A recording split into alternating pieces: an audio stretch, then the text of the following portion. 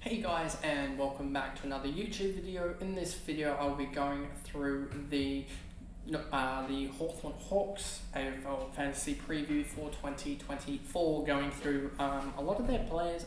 Let's just check how many players I got here. 3, 4, 5, 6 guys, and then a rookie to talk about. So 7. There's a lot of guys on this one to talk about, so a lot of research went in. Well, a fair amount of research went into this, and just talking about how they fared, looking at their past, looking at their suspension history potentially for some of them. And yeah, so before we get into this video, remember to like and subscribe, turn the notification bell on so you know when I upload, and let's get into this preview. So as you can see here, I have James Sicily up. I've switched everything over except for I think the CBAs, which we'll switch over now quickly. So James Sicily is the top priced Hawthorn Hawk at 943k, which is a price at 105. It's interesting to see this because on his day he is the biggest fantasy pick. If we go to here, you will see a 130. Let me make this a little bit bigger for you guys. A 130 with 15 marks, a 132 with 18 marks, a 135. What is that? A 115 with 11 marks. And then a 125 with 11, a 165 with 16, a 130 with 12 marks, a 121 with 13, a 160 with 19 marks, which was just ridiculous, and a 103 with 12. So on his day, he is the biggest fantasy pick. And I would say if he plays the full season, a 105 could be an interesting one to actually take on and say that he's going to go 115. His last couple of years has been his career best. If we go to here, you'll see 56 in his rookie year of 2015, 60 in 16, 74 in 17, 95 in 18, 83 in 19, 69.5 in 2020 of only 11 games. Put that into consideration, and that 69.5 turns into a 86.25. And then a 96.4 in 22, didn't play in 21, and then a 105 or 104.5 in 23. So there is that, and he has shown that he has massive potential to impact games. We saw the 165, etc., the 160 as well. His last couple, yeah, we talked about that, and he does have a suspension risk because he does do some silly stuff. And yeah, he has that 160 and the 165. But he also has a floor score of a 49. Where is it? Where is that 49? There it is, that 49. When did that come? Was that the North Melbourne game? Please tell me that wasn't the... It was not the North Melbourne game. It was a game when Mark O'Connor tagged him out of the game. And then we also have the North Melbourne game where he scored a 65. So the one problem I have with no real addition of a key defender, he may be asked to actually play and defend, and that really limits his fantasy scoring by 30 to 40 points. And he also has the tag risk from O'Connor and Eddie Ford. It looks like this one won't tag him as they lost Ryan Clark, or they got rid of Ryan Clark, and I don't think anyone else will really tag him, to be honest, as a defender. So there's that.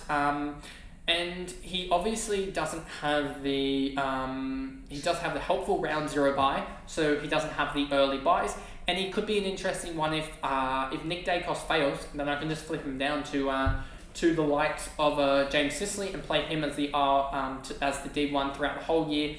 He does have if we look at his 2024 fixture, when's his bye round, he's got the awkward round 15 bye round, which is a little bit looking to be awkward already, but you can't really plan too much ahead for a lot of these bye rounds, as primos come out of the woodworks pretty much and stuff like that. So some guys, as long as you don't have probably already 6, 7, 8 guys on round 18, round 15 bye already that are in your starting squad that are primos, then you're pretty much fine, which is something I'll look at in like February or March before the season kicks off.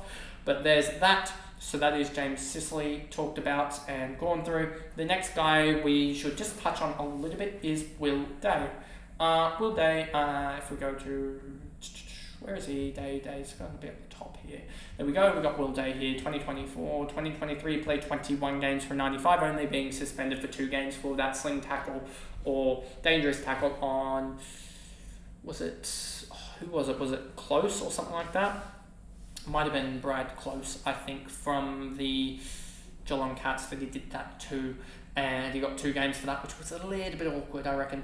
I don't have Day currently in my side, and this is just because of, if we just bring it over here, bring Will Day onto the footy wire, and we bring up his AFL Fantasy profile. I don't have Day in my side because I could be one over at the 95 price tag, and he does have that good natural progression, sort of 59 to a 68 to now a 60, and then moved into the midfield for a 95. And I do like he does have one of the best roles in the comp and a really high ceiling, a 128, didn't he have another 120 game? No, just a 128 and then a 116, 111, 119. So he does have those ton games, but I really like the fact that if you look at his scores, the lowest is this 79 and then 85, 86, 85s, 86s, etc. So he does have a pretty high ceiling for a guy that hasn't gone that 120, etc. Hasn't gone 105 yet. So he does have that high ceiling that he could push 130, 140, but he has a really good characteristic of a really high floor already of an 80, was it 77 that we saw? 77, 79, 85, 85, 86. So he has a really high floor, which I really, really like. And he does have the high midfield role of 63%. But if you actually look at it, first game missed out, so that's already 3 or 4%. He missed out in round 17 as well on midfield time, so that he probably can push 68, 69 in the midfield for the Hawks, and will be interesting to see his role and what he does in the midfield. Which I think he could be the one to move into the midfield, well, obviously full-time, but be that 70, 71% alongside Newcomb, and probably Warple and Nash sort of go down a little bit, but will be interesting to see how they play Ward, McKenzie, Newcomb, Warple, Day and stuff. They have a massive amount of midfielders, it's just how do you play them all. And so there's that. I think that's all for Will Day basically, and how I see him. He is a exciting prospect, but I'd like to see preseason and see how he turns up for that. The next guy I think is Jai Newcomb, who I currently have on my side, but if I do want to go Grundy, will be the one that I sacrifice here, as I'm not so sold on him, but I think he could, given his progression, and I really like his progression path. If we go to Jai Newcomb, he should be, where is he? Here we go, got him. And 2023, does his number show up? You can see here, he did have a pretty good year, and he had a really good end to the year. Admittedly, he did have a 159 game, but just shows he knows how to take those uncontested marks. How many games did he play? 22 games, he had 100 marks, 94 tackles, which is roughly 5 and 5, or 4.5, which is really, really good to see, as that is the numbers needed. He just needs to pick up his disposal count, which is currently just around 20 per game. If he can pick that up to around about 25, that's when he'll go 105 or so, which is roughly where you need to see him sit. If I bring up his, where is Newcomb? Jai Newcomb, there we go. If I bring up his stats here, you'll see what I'm basically talking about. You'll see 50 in his first year coming out of the mid-season draft, his 50 to end the back half of 2021, then played 2022 and averaged 87, and then played 2023 and averaged 93. So he does have the potential to jump, and there will be one of these 90-odd scorers that does jump. It's just picking the right one, and I think Newcomb could be that guy that does it. So the thing I like about him is that he does obviously have those the non-disposal points. He's already got really good numbers of them. He's got, roughly 8.5 to 9 a game, which 8 is the number that we talked about last year for being 100 plus. You need basically to average 8 combined of marks and tackles, and he's got 9 already basically. So there's that I really like, and he just ended the year really strong. Admittedly, there was a 159 in there, but he got 84, 159, 105, 71. So, I mean, he does have an L3 of 116 and an L5 of 102, which could see him have 10 to 15 points of upside. I do like how he has a 119, a 122, alongside a 104, 113. So he does have that high scoring potential. But the one flaw about him is he does have a couple of 60 games. He does need to probably improve those to 80 games, but if he does that, he has the potential 3 or 4 points of upside in that himself. He should be able to get that number one midfielder mantra or role next year, which should see him get another 3 or 4% of CBAs. He's already at, I believe, 71. 70% for 2023, which was up from his 2022 numbers of 67%, so I reckon he can push 75% this year, to be honest with you, which will be interesting. As you can see, pretty much at least every game above 50%, so it will be interesting to see how he fares with that. And his big, if you actually look at it in 2023, his big game came in round 22 when he had 68%, which is right around what he was doing. So nothing correlated there to think about that. But I just really like his how he's progressing, and it doesn't, like, he's not the glaringly obvious one, but I just reckon there's something there. So that's why he's currently in my side and just sitting there at M5 in a stacked midfield rotation at the moment. The next guy we're going to talk about, as I am actually going through these relatively quickly, is Dylan Moore. And the reason I want to talk about Dylan Moore is, and yes, it does look like at the moment that we're just going to go straight down the line of all these guys, but I promise you that we're not going to talk about Warble, Nash, Hardwick, etc. But why I want to talk about Dylan Moore, if I bring up his Dylan Moore, here he is. If I bring up his numbers here, you'll see 2023 average 88, and you're thinking, okay, that's pretty decent, especially as a forward. That is the, if I look at my numbers here, let me just bring them up. It feels like we're just gonna go. Yeah, it feels like we're just gonna go through the Hawks at this rate. Dylan Moore is an interesting forward, as he was touted as a potential midfield role, and I'll show you this on once I bring up his Dylan Moore. Is gonna be up here. There we go. Once I bring you up his, and I flick this over to profile. His 2022, was it 2022? If we bring up 2022, you'll see that this role here, 60, 61, 56, 45, 73% CBAs across rounds 17 to 21 in the 2022 season. Definitely at the back half of the year. And you look at his numbers to end the year in that role, and you'll see here, rounds, what do we say? Let me just bring it up again. Round 17 to 23 in a sense. Oh man, didn't mean to do that. Round 17 to 23 in 2022, you'll see he went 84, 76, 75, 78, then a 103, 107, 82, and then a 127. Is that even right? Let me just check if that actually is right. No, that was the 2023 numbers. His 2022 numbers make a lot more sense and why I brought this point up. He started round 17 with the 129, then went 112, then went 104, then went 98, then went 101. And if you look at that 5-week stretch of 45% CBAs, he averaged 108. So I'm talking about this round 17, round 18, 19, 20, and 21. He averaged 108.8. If he can get back to that and actually get into the midfield rotation, because if you look now at the 2023 CBA numbers, here's where the correlation makes sense, is that he only had, where is it here, 3% CBAs, and his best game CBA wise was round 12 and then also round 6. Now, if we bring it across here and look at his 2023 numbers, and we said it was round 12, was it? If we look here, round 12 and also round 6.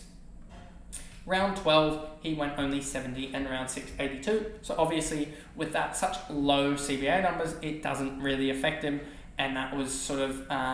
So the interesting part here is in 2022, there was such a big correlation between his high CBA numbers and an increase in points, to the point that he went 108. That's 20 points of upside. Don't expect him to do that, especially with this clogged midfield in 2023 of Newcomb, Nash, Warple, Day, Ward, McKenzie. And McDonald could get some midfield minutes, but I think he's more of a winger. So I don't expect him to be there. That's the problem with him, but I still think he can average 80 or something like that as a forward, and that'll mean that he gets top 6, on the verge of top 6 as a forward. So he's one to look at and just monitor in preseason and in the early parts, as he won't be too expensive to grab in if he goes off and gets that midfield time. But if he doesn't get the midfield time, then you can just stay away from him.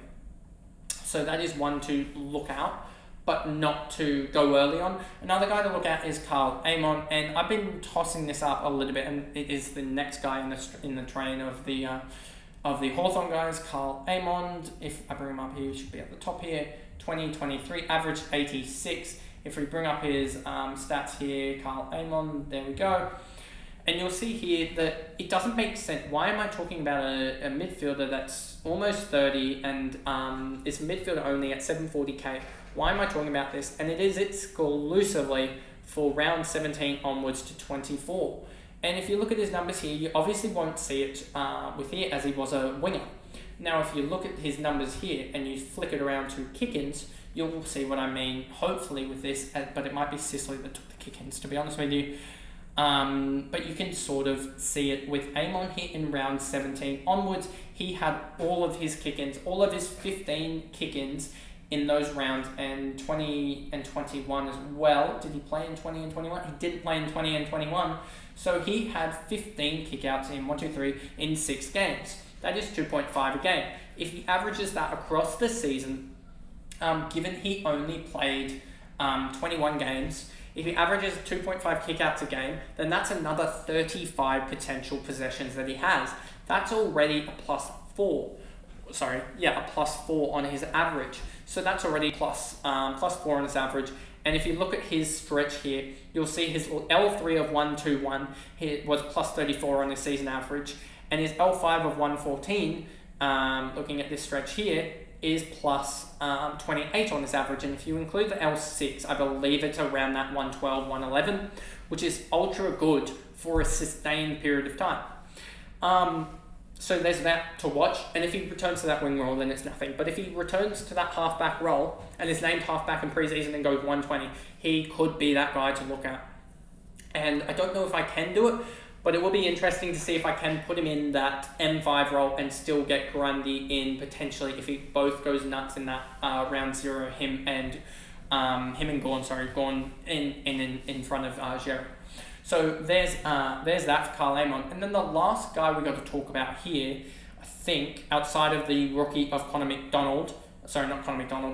Nick Watson, is Connor McDonald himself. I mixed up their names there. 21 games for 70 average. Doesn't look too appealing, does it, when you look at it there? If we bring up Connor McDonald, where is he? He is here. So if you look at that there, you see 70, you're like, doesn't seem too appealing. So why am I talking about it? And the reason I'm talking about him, much to the similar point of Carl Amon, is this back end to the year.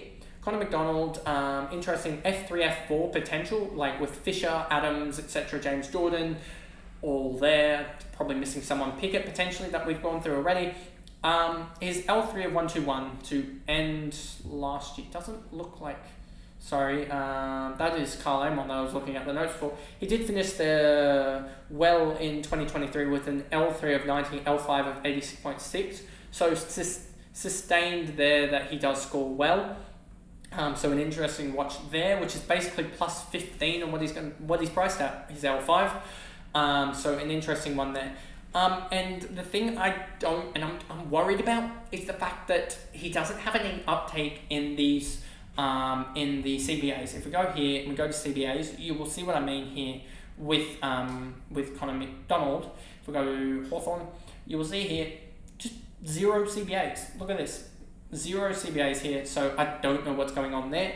I don't know necessarily, but my mind says, or my thoughts think that it is it's a wing role that he's getting. Because if you look at his, and this is where you sort of go a little bit deeper, and you have to look at the heat, well, not necessarily the heat maps, but just where he's playing. You'll see here, we said last 5 games, which is 1, 2, 3, 4, 5, even 6, you can sort of see it here, and you sort of see it in the naming of where he's positioned. But you can just sort of see this increase in this midfield, forward midfield and deeper midfield, and then also defence in his heat maps. And you can also see it by just this decreasing of the forward heat map especially, and you can just see it here that it's just evident that there was a role change here, and it did coincide with some increase in some points. I think he had 1 game to adjust to it, and then, or it might have been adjusted midpoint through, but you can just see through here, if I just count all these, you can see here 5 games for an 86.5, and I don't think he played any other wing roles. Maybe this game as well, he played a weird role as well, but yeah, so 86.6 in that wing role is an interesting one. And so yeah, I just think he generates a lot more in the and if you look here, you can see the last 4 games he had 7 marks on average there. I believe it's 29 marks in his last 4 games, which is 7 marks a game, which if he kicks it is a generation of 42 points, fantasy points. And you can just see outside of it, he was averaging this is the whole basic of VFL AFL season. He was realistically averaging, if you look at it, around about 3 a game, and then he's up to 7 in this patch here. So it's just an interesting thought. You obviously have this game here where he went 11, 5, 5, and then but returned back to sort of a norm of 3 a game, I guess you could say.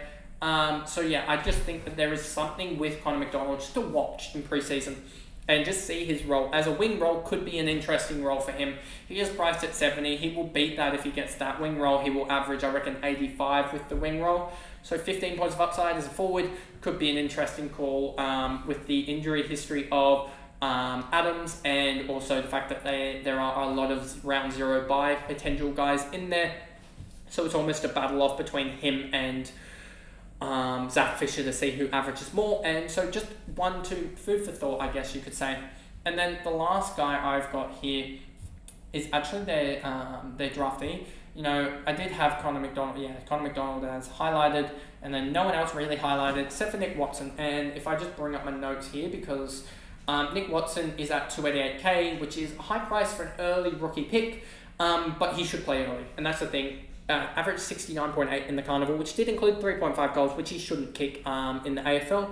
But he could easily be a 55, 50, 45 guy, somewhere around there. And that's obviously going to be higher than his 20... I think he's priced about 32. So there could be early cashed in there. And that is the thing with him. So just got to watch out. And honestly, with these rookies, you honestly just want to almost get the guys that are playing outside of the key position players early on the bench. As they will most likely generate cash more times than not. But we did have this problem with... Was it Alwyn Davey Jr.? I don't think it was Jaden. I think it was Alwyn last year. Very, very similar. A little bit cheaper with Alwyn, I think it was, than Nick Watson. Sorry, but very similar roles, etc. So just something to watch out and be mindful that these small forwards could drop a 20 or a 30 and just lose all their cash gen, which you need to almost trade out immediately after that.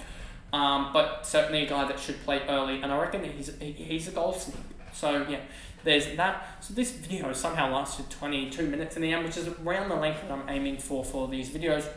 So we got through a couple guys in Nick Watson, McDonald, Amon, Moore, Newcomb, Day, and Sicily. So we talked through the big dogs for the Hawks and how they're going to most likely play out. And the next review, which will come out obviously tomorrow for you guys, is the GWS Giants. Then you got Gold Coast, Geelong, and Freo that I still got to record before I go away, which will be scheduled for upwards to, this is probably the 9th video that we've done so far. 1, 2, 3, 4, 5, 6, 7, 8, 9th video. So this is on the 9th, GW's 10th, Gold Coast 11th, Geelong 12th, and Freo 13th. But you'll have all those videos out, and then you'll have the next set of videos, which will be from Essendon onwards. That will be recorded post my trip on the 13th or 14th. They'll be recorded, and so get your posts on that Twitter post about who you want to see me sort of go through and look through a little bit more, as we've had a couple guys that have popped up there. So just get your tweets in there to give me names to look up their stats and stuff like that. Especially, hopefully, we get the VFL stats actually on, as they haven't been on the last couple of days. But anyway, that is the video, and I'll see you guys in the next one. Bye, guys.